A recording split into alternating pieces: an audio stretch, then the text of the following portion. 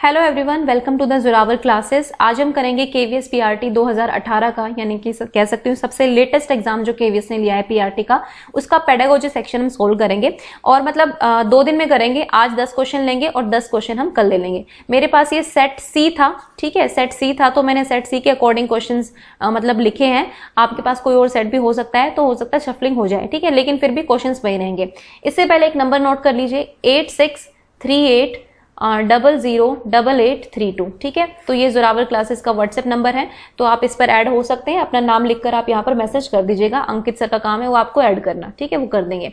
अब चलिए next questions देखते हैं अपने आज के। देखो ये क्वेश्चन पेपर की आंसर की आप लोगों के पास भी होगी, है ना, मेरे पास भी थी, आंसर की भी मैंने देखी है, प्लस में मैंने अपने भी आंसर्स ऑब्वियसली देखो, हमेशा मैं भी ये नहीं कह सकती कि मैं एक्सपर्ट हूँ। हो सकता है मेरे भी 2-3 क्वेश्चंस पे मुझे डाउट हो सकता है कि हाँ भाई ये होना चाहिए, ये नहीं होना चाहिए, तो जो भी होगा मैं आपको बता दूंगी। मेरा काम यहाँ पर है आपको पूरी तरह से ये क्वेश्चन पेपर एक्सप्लेन करना और ये बताना कि भाई किस किस सेक्शन से आपका ये क्वेश्चन जो है उठाया गया है, ओके, तो ताकि आपको थोड़ी सी क्लैरिटी आ जाए। तो चलिए स्टार्ट करते हैं आज का। आपको पता होगा तो आप आंसर कीजिएगा साथ साथ, वरना आप समझ भी सकते हैं, सुन भी सकते हैं। नेक्स्ट है, Which of the following are important barriers in the equalization of educational opportunities? देखो, शिक्षा के अवसर में समानता की महत्वपूर्ण बाधाएं क्या हैं? आपको पता है कि हमारे देश में, अगर मैं अपने देश की बात करूं तो यहाँ पर शिक्षा के जो अवसर हैं वो समान रूप से लोगों को नहीं मिलते हैं ना। मतलब इसमें बहुत सारी डिस्पैरिटीज होती हैं, वो भले ही कास्ट बेस्ड हो, जेंडर बेस्ड हो, या बहुत सारी चीजें होती है ना।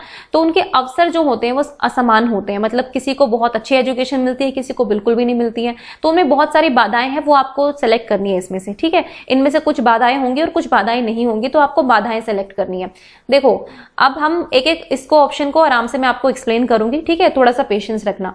देखो फर्स्ट है differences in the economic status of the learner. Economic मतलब उसकी आर्थिक स्थिति में अंतर। यहाँ पर सीधे सीधे आपकी पैसे की बात है ना, क्योंकि आर्थिक का मतलब ही है कि आपके पास कितनी सुविधाएं हैं, और सुविधाएं आपको पता है कि वो आप पैसे से ही आती हैं। मोस्टली मैं इकोनॉमिक सुविधाओं की बात कर रही हूँ, ठीक है। देखो आपका सबसे अच्छा एग्जाम्पल इसका मैं आज के दौर का ले सकती हूँ, ऑनलाइन एजुकेशन से, है ना, ऑनलाइन एजुकेशन सिस्टम से।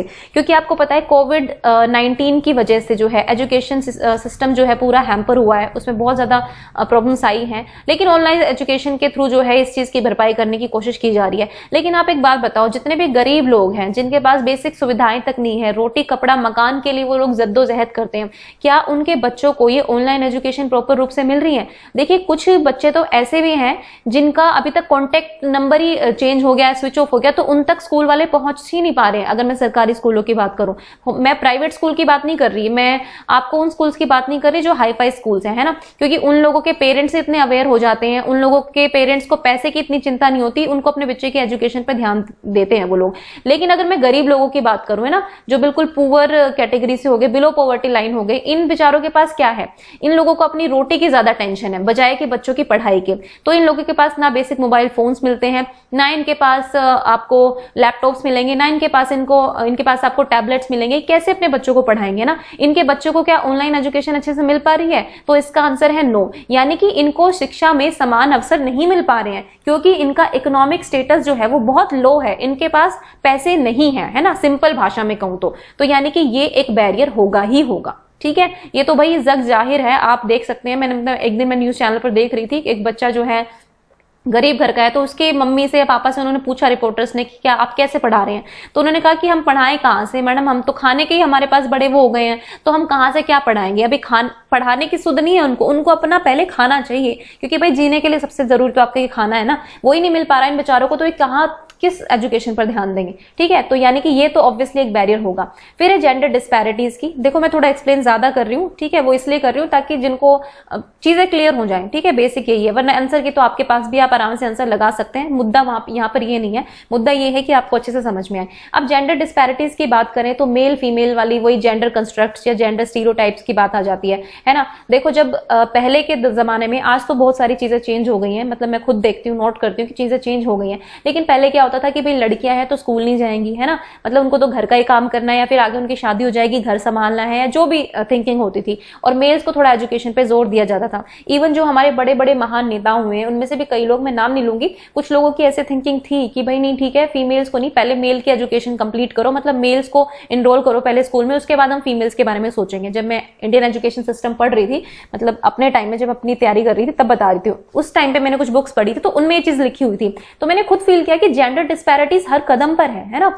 तो जेंडर डिस्पैरिटीज की वजह से ऑब्वियसली लड़कियों को थोड़ा सा पीछे ही रखा गया एजुकेशन के मामले में और मेल्स को हमेशा आगे बढ़ाया गया, ठीक है। और आज भी अगर हम देखें तो आप हर फील्ड में देख लो कि महिलाओं का स्टेटस या फिर महिलाओं की जो संख्या है वो कम होती है। मैं टीचिंग लाइन की बात नहीं कर रही हूँ, टीचिंग लाइन में क्योंकि महिलाएं ज्यादा मिलती हैं, वो इसका रीजन यही है क्योंकि वो कहते हैं ना कि देख रेख केयर, इसके पीछे भी एक जेंडर कंस्ट्रक्ट ही है, जेंडर स्टीरियोटाइप ही है कि भाई ठीक है आप अपना घर भी संभाल लोगी, आप मतलब टीचिंग प्रोफेशनल लाइफ भी संभाल लोगी और पर्सनल लाइफ भी संभाल लोगी, ठीक है। यहाँ भी जेंडर स्टीरियोटाइप है, ये नहीं है कि यहाँ पर नहीं है। तो मतलब यहाँ पर खैर बात ये है कि भाई जेंडर डिस्पैरिटीज की वजह से लड़कियों को जो है कम पढ़ने की वो मिली थी। अगर लड़कियां पढ़ भी रही थी तो 12वीं तक कर लेती थी या फिर 8वीं तक कर लेती थी। इवन मेरे पड़ोस में भी कुछ लोगों की ऐसे थिंकिंग है कि ठीक है 8वीं तक पढ़ लिया, 12वीं तक पढ़ ली तो बस अपने बच्चों को पढ़ा पाएगी, ठीक है, क्योंकि बच्चों की जिम्मेदारी तो मम्मी पर है, पापा पर है ही नहीं। तो मतलब वो वाली चीजें हैं, है ना। तो मतलब जेंडर डिस्पैरिटीज की वजह से भी ये जो मतलब इक्वलाइजेशन ऑफ एजुकेशनल अपॉर्चुनिटीज है, ये एक बैरियर है जेंडर डिस्पैरिटी भी, ठीक है, क्योंकि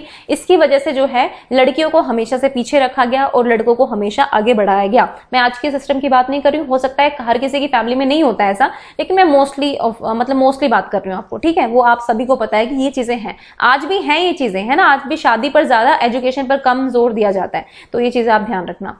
नेक्स्ट है कॉमन स्कूल सिस्टम। देखो common school system is not a barrier, ये आप हटा देना इसको पहले से। क्यों हटा देना इसको? देखिए कॉमन स्कूल सिस्टम की सबसे पहले बात की गई थी 1964 के एजुकेशन कमीशन में, जिसको हम कोठारी कमीशन भी कहते हैं, 94-96 तक चला था। उसके बाद एमपी 1968 में जिक्र किया गया, उसके बाद एमपी 86 में जिक्र किया गया इसका, ठीक है। कॉमन स्कूल सिस्टम लाएंगे इंडियन एजुकेशन सिस्टम में। कॉमन स्कूल सिस्टम का मतलब क्या है कि कोई किसी तरह का डिवीजन नहीं रह जाएगा, ना सरकारी स्कूल होंगे ना प्राइवेट स्कूल होंगे, मतलब एक ही लेवल के स्कूल होंगे, ठीक है, एक ही लेवल के स्कूल होंगे, उनका ऐसे सेग्रीगेशन नहीं होगा, ये प्राइवेट स्कूल है, ये भाई सेमी प्राइवेट है, या फिर ये इस तरह का स्कूल है, ये एनजीओ चला रहा है, ये वो चला रहा है, या फिर ये सरकारी स्कूल है। मतलब एक सिस्टम लाना है और हर बच्चा जो है इन सिस्टम मतलब इस एजुकेशन सिस्टम में आएगा और मतलब शिक्षा ग्रहण करेगा, तो इक्वलाइजेशन ऑफ एजुकेशन अपॉर्चुनिटीज उसको मिलेंगी, ठीक है। और ठीक भी है, अगर आप प्राइवेट और गवर्नमेंट का ये भेद ही मिटा देंगे तो हर बच्चा हर तरह एक ही तरह के स्कूल में पढ़ रहा है, तो ऑब्वियसली हर सेक्टर से, हर स्टेक होल्डर का इसमें अपना पूरा एफर्ट होगा, 100% होगा। भाई सरकारी स्कूल के टीचर्स के बच्चे भी यहीं पढ़ेंगे, ठीक है, बड़े बड़े हाई इनकम ग्रुप वाले लोगों के बच्चे भी यहीं पढ़ेंगे, तो वो भी थोड़ा ध्यान देंगे कि हमें स्कूल मैनेजमेंट पे और इन चीजों पे थोड़ा कंट्रोल रखना है कि हाँ भाई एजुकेशन सिस्टम जो है वो सुधरे, ठीक है। वो भी नेताओं पर प्रेशर बनाएंगे, है ना, प्रेशर ग्रुप्स वगैरह होते हैं। तो मतलब ये चीज एक बैरियर नहीं है, बल्कि ये एक अच्छी चीज है कॉमन स्कूल सिस्टम की बात करें तो, ठीक है। लेकिन ये आया नहीं अब तक इंडिया में, ठीक है, ये भी बात सुन लो। Differences in the standards of education institution, तो वो आपको पता ही है कि प्राइवेट स्कूल जो है वो बेसिक फैसिलिटीज बहुत अच्छी प्रोवाइड करते हैं, हर तरह का कोच मिलता है आपको वहां पर, हर तरह की एक्टिविटीज वहां पर मिलती है। फिर अगर हम गवर्नमेंट सेक्टर की बात करें तो यहाँ पर आपको टीचर रिक्रूट होके मिलते हैं, है ना।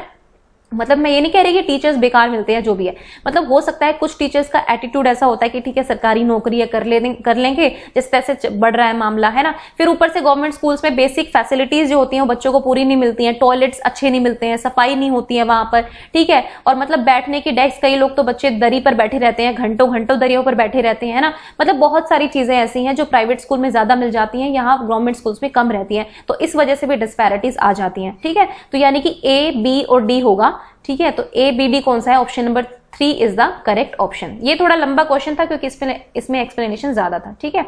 चलिए नेक्स्ट क्वेश्चन देखते हैं। नेक्स्ट है what is not a major concern of the school on the development of child's language competence. ये आपका क्वेश्चन लैंग्वेज डेवलपमेंट से और लैंग्वेज टीचिंग से आ गया है, ठीक है, ये वाला। देखो पिछला जो क्वेश्चन था वो आपका इंडियन एजुकेशन सिस्टम से था, अगर मैं कहूं तो एजुकेशनल अपॉर्चुनिटीज, ठीक है, इसमें इक्वालिटी, इक्विटी, वहां से वो क्वेश्चन आया था आपका। और ये आपका आया है बेसिकली लैंग्वेज डेवलपमेंट एरिया से, मतलब इसमें सीडी चाइल्ड डेवलपमेंट की बात नहीं है यहाँ पर बेसिकली जो लैंग्वेज टीचिंग है या फिर लैंग्वेज स्किल्स होती हैं उससे रिलेटेड है, जिसमें second language, first language acquisition सब कुछ आ जाता है, ठीक है। तो देखो what is not a major concern, तो आप आपके सामने 4 चीजें हैं, इनमें से आपको ये बताना है कि कौन सी जो है मुख्य कंसर्न की बात नहीं है हमारे लिए अगर हम बच्चे की लैंग्वेज कॉम्पिटेंस की बात करें। ठीक है, देखो लैंग्वेज कॉम्पिटेंस होता क्या है, अगर बच्चा भाषा का उपयोग जो है बड़े अच्छे तरीके से कर पा रहा है अपनी रियल लाइफ में, दैट इज हिज और हर लैंग्वेज कॉम्पिटेंस। ठीक है, तो मतलब अगर वो भाषा को समर्थता के साथ यूज कर पा रहा है ना, सबसे कम्युनिकेट, देखो भाषा का मेन मकसद क्या होता है कि हम कम्युनिकेशन कर पाए, हम एक दूसरे के साथ कम्युनिकेट कर पाए, क्योंकि हम ह्यूमन बींग्स हैं, हमें ये वरदान मिला है भगवान की तरफ से कि हम लोग जो है कम्युनिकेट कर सकते हैं, है ना। एनिमल्स वगैरह में ऐसी चीजें नहीं होती कि वो हर चीज को समझा सके, हर इमोशन को बोल के समझा सके, लेकिन हमें ये मिला है, हमें ये अपॉर्चुनिटी मिली है। तो बेसिक हमारा काम होता है कि बच्चा जो है अपनी लैंग्वेज यूज करने में एफिशिएंट हो पाए, है ना, फ्लुएंसी आ पाए, करेक्ट हो पाए वो चीज में, उसको ग्रामर अच्छे से आए, मतलब ग्रामर ना भी आए तो वो चीजें नहीं होती है, लेकिन फ्लुएंसी जो है मतलब बोल पाए वो अच्छे से, है ना। मेनली हमारा यही होता है क्योंकि हम कम्युनिकेशन करना चाहते हैं। ठीक है, भाषा का मेन रोल होता है कि आप कम्युनिकेट अच्छे से कर पाए। वो कम्युनिकेट आप चाहे लिखित रूप से करिए, चाहे आप मौखिक रूप से करिए, वो आपका अच्छा होना चाहिए। तो बताओ फटाफट इसमें क्या आंसर होगा। देखो issues related to articulation and literacy, यानी कि उच्चारण और साक्षरता। साक्षरता में आपकी रीडिंग और राइटिंग दोनों आ जाती है ना, स्पीकिंग। देखो आप बोलना सीख जाएं, आप पढ़ना और लिखना सीख जाए, बेसिकली साक्षर वो कहलाता है जिसको पढ़ना या लिखना आता है ना। रीडिंग और राइटिंग आती है, अगर रीडिंग करें और राइटिंग, ये 2 बेसिक चीजें आनी चाहिए, तब आप साक्षर कहलाते हैं। तो ये तो होना ही चाहिए। साथ ही साथ उच्चारण, आपकी प्रोनाउंसिएशन जो है, आपका आर्टिकुलेशन जो है वो बहुत अच्छा होना चाहिए। अगर वही गलत है तो आप दूसरों तक अपनी बात समझा कैसे पाएंगे, है ना। तो ए ऑप्शन तो बिल्कुल कंसर्न है, तो इसमें नॉट पूछा जो नहीं है।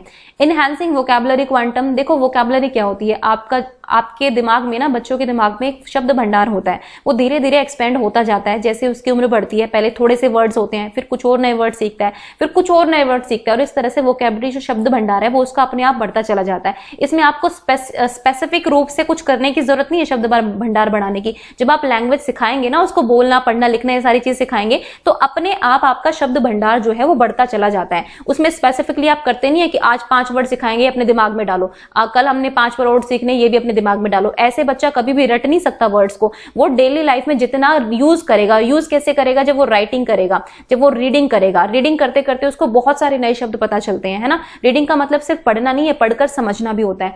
तो इन चीजों के थ्रू शब्द भंडार अपने आप ही बढ़ जाता है। तो इसकी हमें ये मेजर कंसर्न नहीं है। देखो कंसर्न हो सकता है, लेकिन यहाँ पे कहा है मेजर कंसर्न। देखो हमेशा पेडागोजी के क्वेश्चन में ऐसा नहीं है कि सारे ऑप्शंस गलत होते हैं, हाँ कुछ ऑप्शन सही होते हैं, कुछ ज्यादा सही होते हैं, तो हमें ज्यादा सही वाले को चुनना होता है। तो यहाँ पर सीधे सीधे आंसर होगा बी। ठीक है, अब बाकी को देख लेते हैं। Ability to use language and create, भाई ठीक है, लैंग्वेज का यूज करना और उसको क्रिएट करना। नोवेल अटरेंसेस कई बार हम यूज करते हैं। देखो बच्चा जब है कई बार ऐसे सेंटेंस बोल जाता है, हमें लगता है अरे ये तो आज इसने नई चीज बोल दी है ना, ये तो हमने सिखाई नहीं थी या तो इसने पढ़ी नहीं थी। तो ये लैंग्वेज का, हमारे जो चॉम्स्की कहते हैं ना कि हमारे अंदर लैड सिस्टम है, लैंग्वेज एक्विजिशन डिवाइस है हमारे दिमाग में, वो अपने आप एक्टिवेट होती जाती है जैसे हमें लैंग्वेज रिच एनवायरमेंट मिलता है। ठीक है, तो क्रिएट तो बच्चा अपने आप कर लेता है धीरे धीरे। हम हर चीज नहीं कहते कि अब आपको ये बोलना है, इस सिचुएशन में आपको ये बोलना है। वो अब जब आप लैंग्वेज में परफेक्ट हो जाते हैं ना अपनी में, तो अपने आप नई चीजें भी बोल पाते हैं जो आपने आज तक पहले कभी यूज नहीं की थी। तो this is also very important to think and communicate with others, और दूसरों के साथ कम्युनिकेशन करना। मैंने कहा कि ये तो सबसे इंपॉर्टेंट रोल होता है किसी भी लैंग्वेज कॉम्पिटेंस का। ठीक है, तो ए सी डी तीनों होंगे, लेकिन ये जो बी है ये मेजर कंसर्न नहीं है। कंसर्न हो सकती है बट मेजर नहीं है। ओके, ये डिफरेंस है। नेक्स्ट देखो, you have administered a test on mathematics to class 5th। भाई आपने क्लास 5 के बच्चों का जो है मैथ्स का टेस्ट लिया।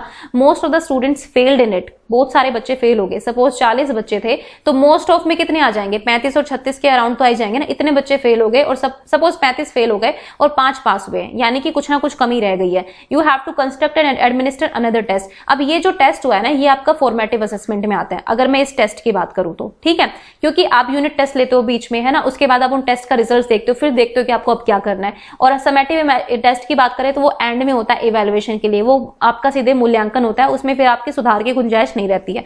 तो समेटिव नहीं होगा, फॉर्मेटिव नहीं होगा। अब इसने कहा है कि आपको कंस्ट्रक्ट करना है एक और टेस्ट। वो टेस्ट कौन सा होगा? भाई फॉर्मेटिव तो आप ले चुके हैं ना, अब आपको क्या करना होगा। जब आपने फॉर्मेटिव लिया तो आपने देखा कि मतलब मोस्टली बच्चे फेल हो गए, मतलब गड़बड़ कहीं ना कहीं टीचिंग लर्निंग स्ट्रैटेजीज में रही है ना, वरना ऐसा तो नहीं हो सकता कि भाई सारे बच्चे फेल हो रहे हैं कुछ ही पास हो रहे हैं। यानी कि आपने या तो टेस्ट जो है बहुत डिफिकल्ट दे दिया, मतलब बहुत सारे रीजन हो सकते हैं, ऐसा नहीं कि बच्चों ने पढ़ा ही नहीं है। या तो आपने बहुत डिफिकल्ट टेस्ट दे दिया है, या आपने मतलब ऐसा टेस्ट दे दिया है है मतलब जो कंसेप्ट बच्चों को कराए नहीं गए, आपने एक्सपेक्टेशन ज्यादा रख ली, मतलब वो बहुत सारी चीजें हो सकती हैं। ठीक है, इसके बाद आप करेंगे डायग्नोसिस। ठीक है, बच्चों का आप डायग्नोसिस करेंगे, नैदानिक परीक्षण करेंगे और ये जानने की कोशिश करेंगे आखिर कमियां कहां रह गई, और फिर डायग्नोसिस कर दिया, उसके बाद आप करेंगे रेमेडियल टीचिंग।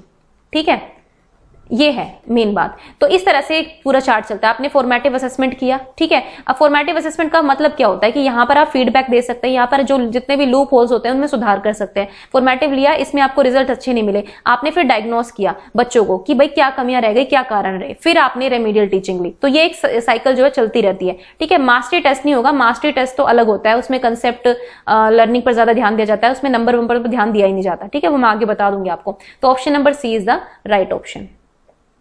तो चलिए नेक्स्ट देखते हैं।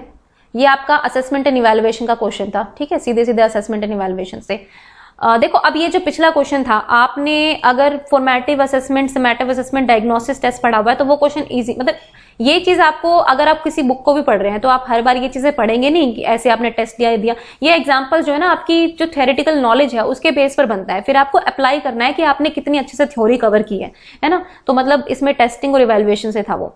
नेक्स्ट है micro teaching is a technique used for. तो माइक्रो टीचिंग, ये अगर आपने पढ़ी है तो बहुत डायरेक्ट आंसर है इसका।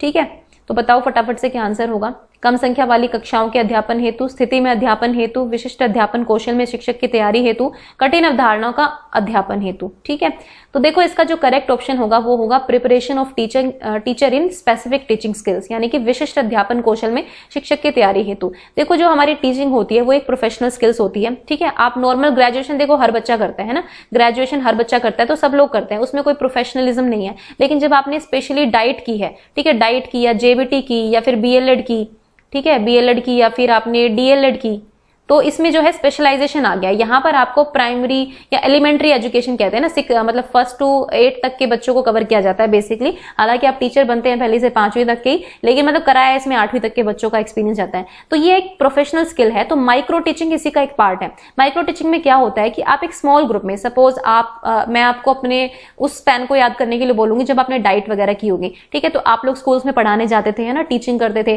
तो क्या होता था कि आपको सुपरवाइज करने के लिए भी कोई आता था आपके स्कूल, आपके कॉलेज से या जो भी है। ठीक है, कई बार आप लोगों की कुछ ऐसी डेमो क्लासेस होती होंगी कि भाई एक को डेमो देना है, बाकी सब उसको ऑब्जर्व करेंगे, कुछ सीखेंगे। तो इसी तरह की एक टीचिंग स्किल्स का टेस्ट होता है। एक तरह से आप अपनी स्किल्स को, अपने आप को देखते हैं कि आपको कितनी स्किल्स आती हैं, किन चीज में आप बेहतर कर पाए हैं और कौन सी कमियां हैं। ठीक है, एक छोटे से ग्रुप में हो सकता है कि आपने 15-20 मिनट के लिए एक डेमो क्लास दे दी, आपके पीयर्स जो हैं, मतलब आपके जो सहकर्मी हैं, कलीग्स हो सकते हैं। ठीक है, अगर आप जॉब लगे हुए हैं, कलीग नहीं है तो आपके साथ जो आपके फ्रेंड्स हैं वो बैठ सकते हैं, 4-5 लोग, फिर आपको ऑब्जर्व कर सकते हैं, वो आपको बता सकते हैं, आपको फीडबैक दे सकते हैं कि हाँ भाई ये आपकी चीज हमें अच्छी लगी, ये इसमें थोड़ी सी आपको सुधार की जरूरत है। तो इस तरह की चीजें होती है माइक्रो टीचिंग में। ओके, तो मतलब स्पेसिफिक टीचिंग स्किल्स को बढ़ाने के लिए होता है कि आप अपनी स्किल्स को जो है निखार पाए।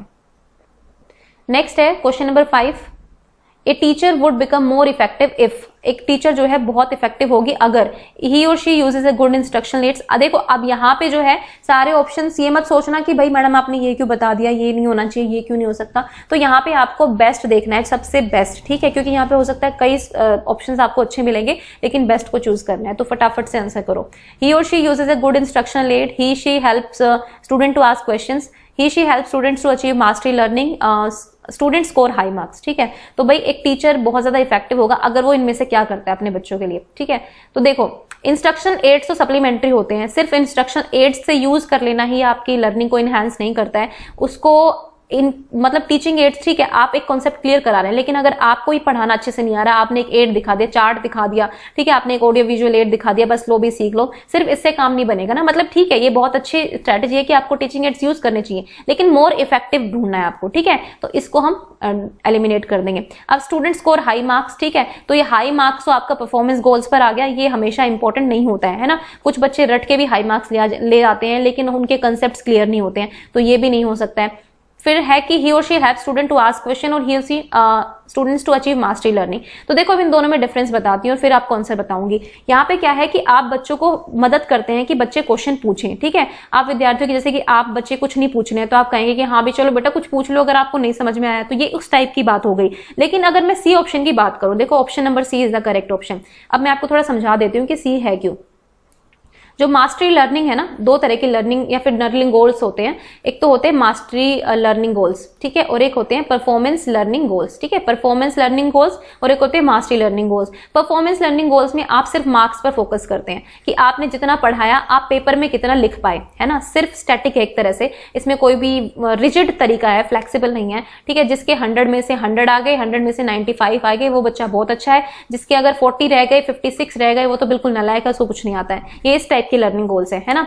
और अगर हम मास्टरी लर्निंग गोल्स की बात करूं तो इनका मतलब होता है कि आपको बच्चे को कंसेप्ट को मास्टर करना सिखाना है, कि जो भी कंसेप्ट है उसमें बच्चा मास्टर्स कर पाए। भले ही वो पेपर में ना लिख पाए, लेकिन जब आप उससे पूछो ना बेटा ये क्या होता है, तो वो अपनी भाषा में इस तरह से समझा दे आपको कि आपको लगे कि वाओ क्या नॉलेज इसकी मिली है ना। कंसेप्ट क्लैरिफिकेशन पर यहाँ पर ध्यान होता है, यहाँ पर मार्क्स पर या नंबर्स पर ध्यान नहीं होता है, ठीक है। हो सकता है कुछ बच्चे ना लिखने के भी चोर होते हैं, वो लिखते नहीं है, उनका मन ही नहीं करता लिखने का। उनसे पूछो बेटा इसका आंसर क्या होगा, हाँ मैडम ये आंसर होगा, उनको सब पता होता है लेकिन लिखते नहीं है। तो पेपर जो आपका ये पेन पेपर टेस्ट होता है ना, ये हमेशा आपका अच्छे से एनालिसिस नहीं कर सकता है कि आप कितना बेटर सीख पाए हैं। मास्टरी लर्निंग गोल्स हमेशा कहा जाता है एजुकेशन सिस्टम में कि आपको फोकस करना है मास्टरी लर्निंग गोल्स पर, ठीक है। इन गोल्स पर जब आप फोकस करेंगे तब देखेंगे आपकी बच्चों में बहुत सुधार होगा। आपने कई IAS IPS के आपने इंटरव्यूज देखे होंगे जब कहते हैं कि हम तो 10वीं में से 50% लेकर आए थे, हम सिर्फ 60% लेकर आए थे, लेकिन अब वो IAS IPS बन चुके हैं। वो क्यों बन चुके हैं? क्योंकि उनके जो गोल्स थे वो मास्टरी लर्निंग गोल्स थे। उन्होंने कंसेप्ट क्लैरिफिकेशन पर और उन चीजों पर ध्यान दिया,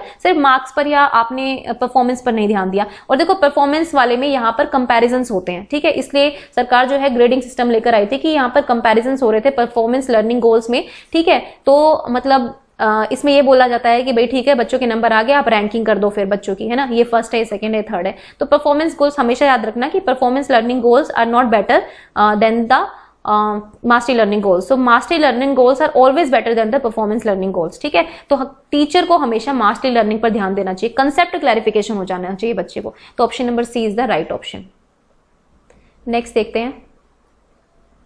नेक्स्ट है what type of efforts are needed to be made in learning of mathematics in early primary years that is up to 4th। भाई अर्ली प्राइमरी ईयर की बात हो रही है, यानी कि यहाँ पर खैर क्लास 4th की बात की है। तो उन्होंने कहा है कि कौन से तरह के एफर्ट्स जरूरी है मैथमेटिक्स को लर्न करने में, है ना। देखो मैथ्स क्या होता है, मैथ्स का आपको सबको पता है कि अगर बचपन से ही डर बैठ जाए मैथ का तो फिर आगे तक बच्चा सुधार नहीं कर पाता है। तो हम इसमें क्या करेंगे ये आपको बताना है ना। डायग्नोसिस लर्निंग डिफिकल्टीज, भाई उसकी अधिगम कठिनाइयों को पहचाने, एनरिचमेंट प्रोग्राम प्रोवाइड करना, कंप्लीटिंग द कोर्स कॉम्पिटेंसीज, या फिर इंश्योरिंग रेगुलरिटी इन अटेंडिंग स्कूल, ठीक है। तो ये तो होएगा नहीं है, मतलब अटेंडेंस में रेगुलरिटी से क्या मैथ्स आ जाएगा? बिल्कुल नहीं आएगा। फिर कोर्स को सिर्फ कंप्लीट करने से मैथ्स आ जाएगा? बिल्कुल नहीं आएगा। अब यहाँ पर बात आई दो चीजों की, ठीक है। अब इनरिचमेंट प्रोग्राम, देखो जब थोड़े बड़े बच्चे होते हैं ना तो उनको इनरिचमेंट प्रोग्राम प्रोवाइड किया जाता है, छोटी छोटी वर्कशॉप लगाई जा सकती हैं, वो सारी चीजें बड़े बच्चों के लिए तो इफेक्टिव है। लेकिन जब हम बात करते हैं ना प्री प्राइमरी अर्ली प्राइमरी बच्चों की, तो बहुत छोटे बच्चे होते हैं, उन इन प्रोग्राम्स की वैल्यू क्या है वो नहीं समझ पाते हैं।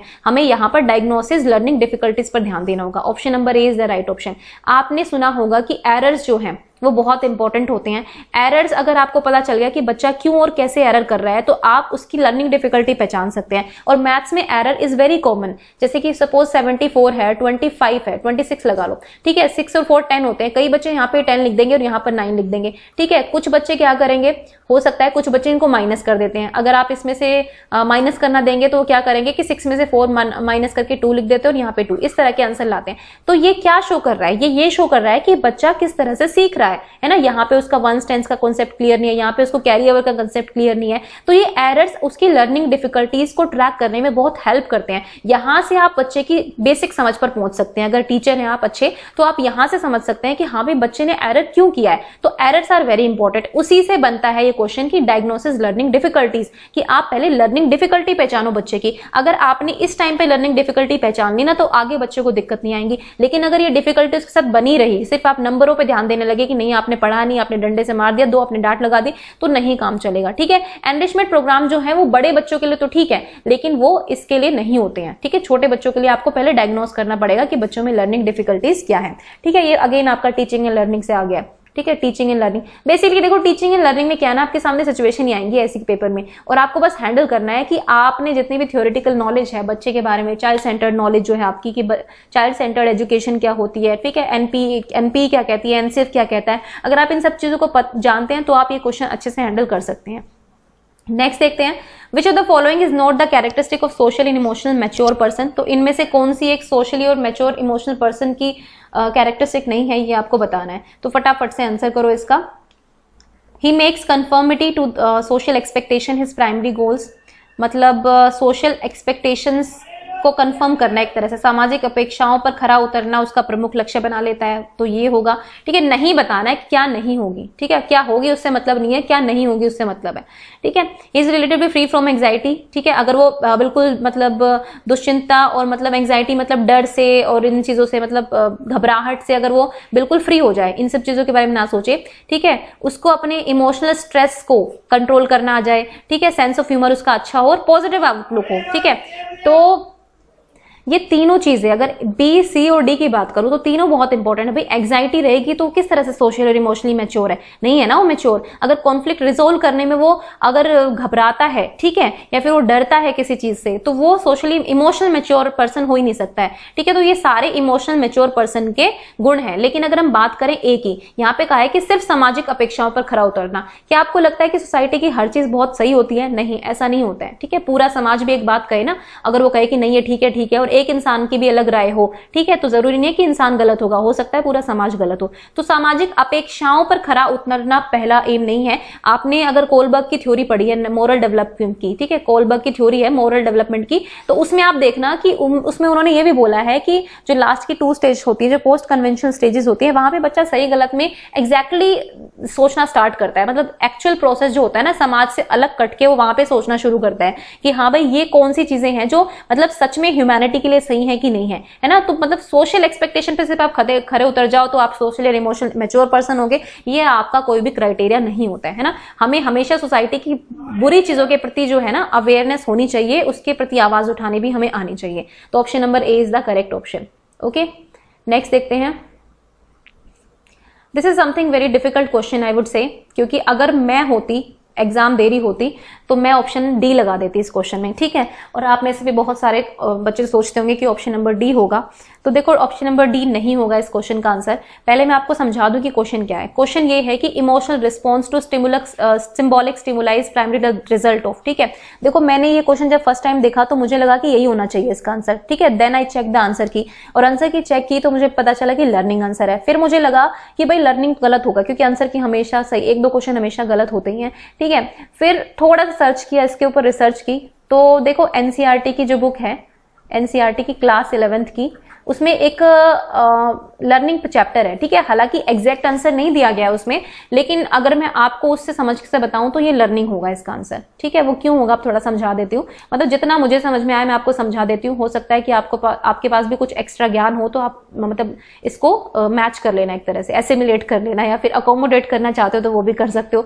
कि नहीं मैडम आप गलत बता रहे हो, ये आंसर होगा। ठीक है, देखो ऑफिशियल आंसर की में जो है लर्निंग आंसर है। ठीक है, मैंने भी पहले सोचा कि इंक्रीज सेंसरी परसेप्शन होगा, तभी जो है उसके इमोशनल रिस्पॉन्स जो है वो अच्छे आएंगे। ठीक है, लेकिन ऐसा नहीं होता है। देखो उस लर्निंग चैप्टर में, या फिर लर्निंग हम जो भी क्या कहते हैं कि जो परमानेंट चेंज होता है हमारे बिहेवियर में, वो लर्निंग हो जाती है। ठीक है, हम पहले कोई भी एक्सपीरियंस लेते हैं, उसके बाद उस एक्सपीरियंस के थ्रू हम ये समझ जाते हैं कि ठीक है भाई अब अगर ऐसी सिचुएशन कभी आएगी जिंदगी में तो हम ये वाली चीज नहीं करेंगे, ये चीज करेंगे। क्यों करेंगे? क्योंकि हमें एक्सपीरियंस हो चुका है, बुरा या अच्छा जो भी है। ठीक है, जैसे कि एक सिंपल सा एग्जांपल मैं दूं तो देखो एक सपोज एक फूल है, फ्लावर है। ठीक है, मतलब ज्यादा अच्छी ड्राइंग तो नहीं है, ये फ्लावर है, सपोज रोज का फ्लावर है, रोज में कांटे होते हैं, है ना। बच्चे ने इसको टच किया, रोज को तोड़ना चाह रहा था वो, लेकिन उसने ये ध्यान नहीं दिया कि यहाँ पर इसमें कांटे हैं, उसने डायरेक्ट इसको तोड़ लिया, उसके हाथ में लगी चोट, उसको खून निकल आया।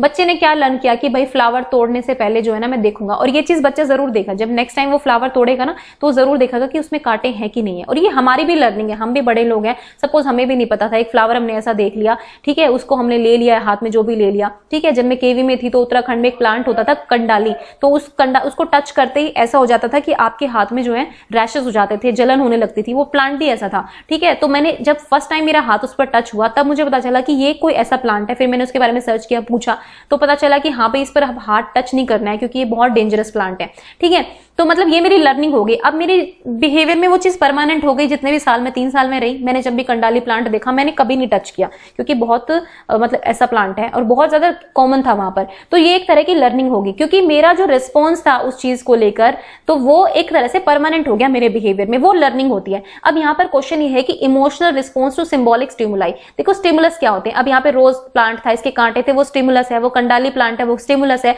स्टिमुलस क्या होते हैं? उद्दीपन वो होते हैं जो हमारे वातावरण में प्रेजेंट होते हैं, जिनके साथ हम इंटरैक्ट करते हैं, और इंटरैक्ट करने के बाद हमें कुछ ना कुछ उसका एक पॉजिटिव या नेगेटिव इफेक्ट होता है हमारे ऊपर। ठीक है, यहाँ पर सिंबॉलिक स्टिमुलाई की बात हुई है। सिंबॉलिक स्टिमुलाई में आपके जेस्चर्स आ सकते हैं, है ना, आपकी साइन लैंग्वेज आ सकती है, ठीक है, आपके साइन बोर्ड्स आ सकते हैं। ट्रैफिक रूल्स में आपने साइन बोर्ड्स देखे होंगे ना, इन सबको देख के आपने ट्रैफिक रूल्स में जब आपने लाइसेंस बनवाया, आपको ये पता है कि हाँ भाई ये वाला रूल हमें फॉलो करना है ट्रैफिक में। अगर आप फॉलो नहीं करेंगे तो इसके कॉन्सिक्वेंसेज होंगे। तो क्या आप इसको हर बार ये करेंगे कि आप फॉलो नहीं करेंगे? नहीं, आप इसको फॉलो करेंगे। ये आपका बिहेवियर में जो है परमानेंट हो जाएगी लर्निंग। क्यों होगी? क्योंकि अगर आप फॉलो नहीं करेंगे आपको चालान देना पड़ सकता है, आपका एक्सीडेंट हो सकता है, ऐसे बहुत सारे साइन बोर्ड्स होते हैं, है ना। तो ये सिंबॉलिक स्टिमुलाई हुए ना। तो ये जो इमोशनल रिस्पॉन्स जो भी आपका रिस्पॉन्स इस पर आएगा, वो क्यों आएगा? वो क्योंकि आपकी एक लर्निंग हो चुकी है कि अगर हमने इन कुछ किया तो हमें कुछ ऐसे से कॉन्सिक्वेंसेस भी हो सकते हैं, या भाई हमें अपनी सेफ्टी के लिए ऐसा करना चाहिए, कोई भी कंसर्न हो सकता है। ठीक है, तो ये आपकी लर्निंग ऑलरेडी हो चुकी है, इसीलिए आपके रिस्पॉन्स जो है इन सिंबॉलिक स्टिमुलाई की तरफ ये आएंगे ही आएंगे। ओके, तो this is the part of learning. Okay, I hope कि थोड़ा सा क्लियर हुआ होगा। इससे ज्यादा मैं आपको इसमें क्लियर नहीं कर पाऊंगी, मैंने आपको बहुत सारे एग्जांपल दे दिए हैं। तो ये अधिगम का एग्जांपल है। जितने भी इमोशनल रिस्पॉन्स आते हैं हमारे सिंबॉलिक स्टिमुलाई के प्रति, वो हमारे अधिगम होते हैं। और अगर हमारा रिस्पॉन्स जो है वो सिर्फ एक बार आया, 2 बार आया, फिर हमने कभी किया ही नहीं, है ना, तो वो हमारा अधिगम होता ही नहीं है, वो लर्निंग होती ही नहीं है। वो क्या होती है आपकी? वो हैबिचुएशन हो सकता है जो एक टाइम पे आके छूट जाएगी, है ना। वो आपकी परफॉर्मेंस हो सकती है, वो जो छूट जाएगी। एक टाइम पे आप अच्छा परफॉर्म कर रहे हो, एक टाइम पे आप बुरा परफॉर्म कर रहे हो। वो परफॉर्मेंस वगैरह, हैबिचुएशन वगैरह, वो अलग चीजें हैं। जब लर्निंग क्या होती है? जब आप परमानेंटली अपने दिमाग में आपने उस चीजों को बिठा लिया है, फिर आपके जो रिस्पॉन्सेज आते हैं वो आपके लर्निंग पर बेस्ड आते हैं। ठीक है, तो am I clear to you? I think मतलब हो चुकी होंगी मैं क्लियर आपकी तरफ से, है ना। तो ये बी इसका ऑप्शन करेक्ट होगा, और आंसर की में भी यही था, और मुझे भी अब लगता है कि यही आंसर होगा। ठीक है, और अगर आपको डाउट हो तो गाइज थोड़ा सा आप लोग भी सर्च करना, थोड़ा पढ़ना, क्योंकि मैं जितना समझा सकती थी मैंने आपको समझा दिया। नेक्स्ट है द कॉन्सेप्ट ऑफ आईईपी, यानी कि इंडिविजुअलाइज एजुकेशनल प्लान। ठीक है, ये इंक्लूसिव एजुकेशन से क्वेश्चन है आपका, इंक्लूसिव एजुकेशन से क्वेश्चन है। और जो आईईपी है ये बहुत इंपॉर्टेंट है, ये आईईपी इंडिविजुअलाइज एजुकेशन प्रोग्राम। देखो ये आईईपी होते क्या है? एक्चुअली इनमें जो है पूरी प्लानिंग की जाती है, लेकिन ऐसा नहीं किया जाता कि अलग से प्लानिंग कर रहे हैं आप एक बच्चे के लिए। आपने पहले गोल सेट कर लिया, जो भी कर लिया, आपको पता है कि क्योंकि इंक्लूसिव एजुकेशन की बात हो रही है तो आपको पता है क्लास में हर तरह का बच्चा होता है। ठीक है, लेकिन इंक्लूसिव एजुकेशन ये नहीं कहते कि सिर्फ स्पेशल एजुकेटर ही पढ़ाएगा इनको, नहीं, ये नॉर्मल क्लास में पढ़ेंगे, लेकिन जो इनकी स्पेशल चीजें हैं ना उसके लिए आप स्पेशल एजुकेटर हायर कीजिए। ठीक है, आप उसके लिए प्लानिंग थोड़ी सी अलग कीजिए, ये है। लेकिन इनके जो बेसिक गोल्स होंगे, एम्स ऑफ एजुकेशन होंगे, वो कॉमन बच्चों के साथ ही होंगे। ठीक है, तो चलो इस पे थोड़ी सी नॉलेज मैंने आपको दे दी है, अब आप फटाफट इसका आंसर करो। Current strength of the learner, भाई कौन सा आईईपी पर बेस्ड नहीं है ये आपको बताना है। ठीक है, current strength of the learner, individual goals to be achieved, use of cooperative learning strategy, separating children on the basis of ability grouping. ठीक है, तो फटाफट से इसका आंसर कीजिए। देखो इसका आंसर सीधे सीधे होगा ऑप्शन नंबर डी। ठीक है, एबिलिटी ग्रुपिंग क्या होती है? हम हमेशा मिक्स्ड ग्रुपिंग करने की सोचते हैं। अगर हम बात कर रहे हैं इंक्लूसिव एजुकेशन की या फिर चाइल्ड सेंटर्ड एजुकेशन की, तो ये बोला जाता है कि आप मिक्स ग्रुपिंग कीजिए।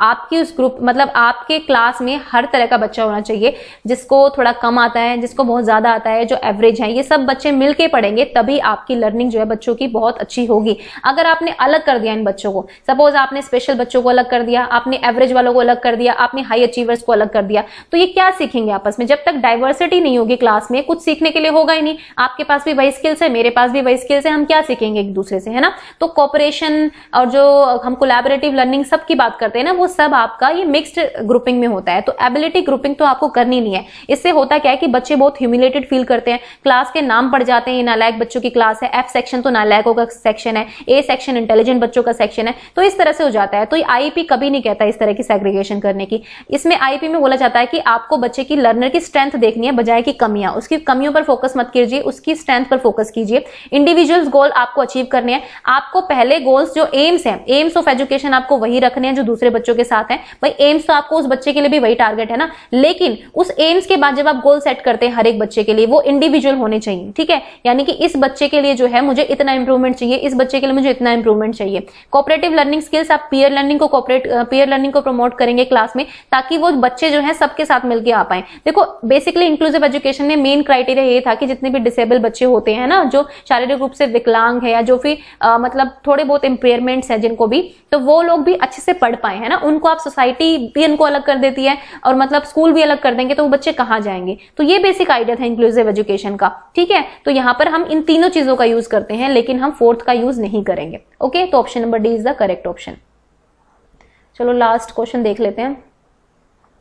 A generalized view or characteristic that ought to be possessed by men or women constitutes, ठीक है। अब ये क्वेश्चन बहुत आसान है ना, ये बहुत मतलब मैं कहूंगी कि बहुत इजी क्वेश्चन आ गया आपके लिए। तो चलो बताओ फटाफट से। देखो इसका जेंडर रोल्स क्या होते हैं, आपको पता है कि मैं मेल हूं या फीमेल हूं, ये आपको पता है, ये आपके जेंडर रोल्स हैं, ठीक है। देखो वैसे तो जेंडर रोल्स जो है सोशली कंस्ट्रक्ट होते हैं, बायोलॉजिकल कंस्ट्रक्ट में आपको, ठीक है, ये पता होता है, आपकी बायोलॉजिकल स्ट्रक्चर का आपको पता चलता है। जेंडर रोल्स का मतलब यहाँ पर ये होता है कि हाँ आपको ये पता है कि भाई मैं मेल हूं तो मेरे ये रोल है, मैं फीमेल हूं तो मेरे ये रोल है, ठीक है। फिर अपने अपने रोल्स पता है आपको, मेरे को मेरे पता है, आपको अपने पता है, ठीक है। वो जेंडर आइडेंटिटी जो है वो ही आप मेल है कि फीमेल है, ये आपकी जेंडर आइडेंटिटी है, ठीक है। अब डिस्पैरिटी होती है जब आप भेदभाव करने पे आ जाते हैं ना, जेंडर असमानता, ठीक है। भाई मेरे घर में एक लड़का है एक लड़की है, तो मैं लड़की को नहीं पढ़ने दूंगी, मैं लड़के को भेजूंगी, ठीक है। ये मैं डिस्पैरिटी कर रही हूं। अब यहां पर क्या है कि जनरलाइज्ड व्यू, सामान्यीकृत, मतलब जो आम जनता में या आम लोगों में जो एक व्यू होता है किसी भी जेंडर को लेकर कि भाई मेल्स के ये रोल होने चाहिए, फीमेल्स के ये रोल होने चाहिए, वो क्या होता है, जेंडर स्टीरियोटाइपिंग, ठीक है। देखो अगर हम सिर्फ स्टीरियोटाइप्स को पढ़ें तो ये कुछ ऐसी रूढ़िबद्ध धारणाएं होती हैं जो पहले से हमारे दिमाग में होती हैं और हम पहले से ही बायस्ड हो जाते हैं, है ना। अगर मैं पहले की कास्ट सिस्टम की बात करूं तो कास्ट सिस्टम में 4 कास्ट थी, ठीक है। पहले को लोग पहले से ही बायस्ड थे, मतलब है तो आज भी, मैं मना नहीं करूंगी, कास्टिज्म आज भी सोसाइटी में है, किसी को भाई बुरा लगने की बात नहीं कर रही हूं, लेकिन ये है, ये ग्राउंड रियलिटीज अगर आप देखेंगे तो ये चीजें अभी भी प्रिवेलिंग है, ठीक है। खैर हम ज्यादा उसमें नहीं जाएंगे। तो स्टीरियोटाइप क्या होता है कि आपने सोच लिया है कि हम भाई इस इंसान से हम बात नहीं करेंगे क्योंकि ये यहां से आता है, इस इंसान से बात नहीं करेंगे क्योंकि ये गरीब है, ठीक है, इस इंसान से हम दोस्ती रखेंगे क्योंकि ये अमीर है, अमीरों का लाइफस्टाइल ऐसा होता है, ठीक है। ये आपके स्टीरियोटाइप्स हैं जो आपने दिमाग में बना रखे हैं। लेकिन जब आप जेंडर को स्टीरियोटाइप के साथ जोड़ देते हैं, इसमें स्पेसिफिकली हम जेंडर की बात करते हैं कि ठीक है भाई मेल है फीमेल है, ऐसा होना चाहिए। देखो सोसाइटी में कुछ लोग बैठ जाते हैं जो रूल्स बना देते हैं, है ना, जो मतलब कि बिना किसी नॉलेज के, बिना किसी समझ के वो लोग कुछ रूल्स सेट कर देते हैं कि ठीक है लड़कियां हैं, लड़कियों को यहां तक पढ़ाएंगे। मतलब अभी भी आप गांव में जाएंगे ना, जो ठेठ गांव होते हैं जिसको मैं कहती हूँ, जहां पर एजुकेशन सिस्टम अच्छे से नहीं पहुंच पाया, वहां पर भी सेट रूल्स होते हैं कि इतने के बाद शादी कर देनी है, ठीक है, लड़कियां यहां नहीं जा सकती हैं, लड़कियां ऐसे कपड़े नहीं पहन सकती हैं, ठीक है, ये वाले। अगर हम अपने घर से बात करें तो आप देखिए जो छोटा बच्चा होता है तो पहले से ही माँ बाप ना ये जेंडर स्टीरियोटाइपिंग उनके दिमाग में होती है कि भाई ऐसा ऐसा, उसी सोच के साथ वो आगे बढ़ती है ना। इसको अच्छा घर बार मिलना चाहिए तो इसको ये चीजें सिखा दूं, काम भी सिखाना पड़ेगा लड़की को, कल को क्या कहेंगे कि माँ बाप ने कुछ नहीं सिखाया, मतलब इस टाइप की चीजें चलती रहती हैं। लड़की है तो सिर्फ गुड़िया से खेलेगी, लड़का है तो सिर्फ गुड्डे से खेलेगा, और अगर वो लड़का जो है गुड़िया से खेल रहा है तो लोग क्या कहेंगे, बताओ लड़का होके गुड़िया से खेल रहा है, ठीक है, लड़का होके रो रहा है ना। लड़के तो रोते नहीं है, क्यों नहीं रोते हैं? आपको पता है कि मतलब सबसे ज्यादा हार्ट अटैक के केसेस जो होते हैं, हार्ट अटैक के केसेस जो होते हैं वो लड़कों में होते हैं, और इसका एक साइंटिफिक रीजन ये है कि लड़के अपने इमोशंस को छुपाते हैं, ठीक है, वो लोग रोते नहीं है, पब्लिक में नहीं रोते हैं, जो भी रोते हैं, और जब आप अंदर की भावनाओं को बाहर नहीं निकालते हैं ना, तो वो चीजें आपके जो दिमाग और आपकी जो ऑब्वियसली एक बायोलॉजिकल स्ट्रक्चर है ना हमारी बॉडी का, कितना स्ट्रेस झेलेगी। इसलिए मोस्टली हार्ट अटैक्स की जो ये चीजें होती हैं वो लड़कों के साथ होती हैं। और मैं भी एक न्यूज़पेपर में पढ़ रही थी कि जितनी भी सुसाइड्स होती हैं ना, जितनी भी, वो मेल ज्यादा कर रहे हैं फीमेल से, ठीक है। इमोशनल स्ट्रेस इतना होता है और उसको मतलब उस स्ट्रेस को निकाल नहीं पाते हैं। और निकालना बेसिकली, देखो मेरे साथ तो ये है कि कोई चीज बहुत बुरी है तो रो लो, अकेले में रो लो जी, अपना हल्का कर लो, है ना, बात ही होती है। तो जेंडर स्टीरियोटाइपिंग मेल्स को ये भी नहीं करने देती है।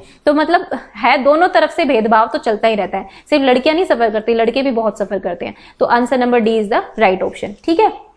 तो देखो गाइज, ये थे आपके 10 क्वेश्चंस केवीएस पीआरटी एग्जाम में जो पूछे गए थे। नेक्स्ट 10 क्वेश्चंस को हम कल कवर कर लेंगे और फिर हमारा अपना वही सीरीज जो है वो कंटिन्यू रहेगी जो हम लर्निंग का कर रहे थे, ठीक है। लर्निंग में हमारे पैवलो, स्किनर वगैरह ये चीजें भी हैं, लर्निंग की थ्योरीज हैं, तो कोशिश करूंगी कि नेक्स्ट वीडियो उन थ्योरीज के ऊपर क्वेश्चंस बने, ठीक है।